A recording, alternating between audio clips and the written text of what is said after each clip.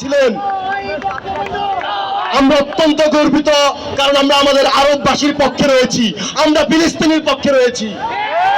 জাতির পিতা বঙ্গবন্ধু শেখ মুজিবুর রহমানের সেই দেখানো পথ, সেই পররাষ্ট্রনীতি আজকেও তার সুযোগ্য কন্যা বঙ্গবন্ধু তনয়া দেশরত্ন শেখ হাসিনা মেনে চলছে। যখন সারা পৃথিবীতে একজন নেতার আবির্ভাব হয়নি যে এই যুদ্ধকে থামাতে পারে, সারা পৃথিবীতে কি একটি নেতাও নেই যে শিশু হত্যা বন্ধ করবে, সারা পৃথিবীতে কি একজন নেতাও নেই যে বলবে ইসরায়েল ফিলিস্তিনি হামলা চায় না, হত্যা চায় না, খুন চায় না, ধর্ষণ চায় না, মানুষের রক্তের লেলিয়ানশিকা চায় না।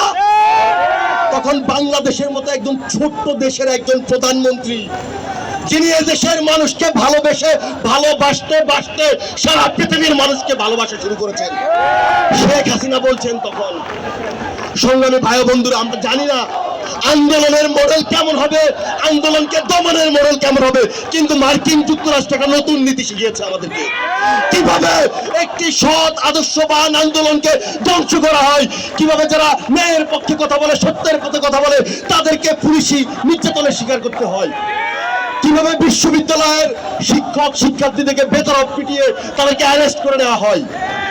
আমিও তো আপনারাও তো আমরাও তো একজন শিক্ষার্থী।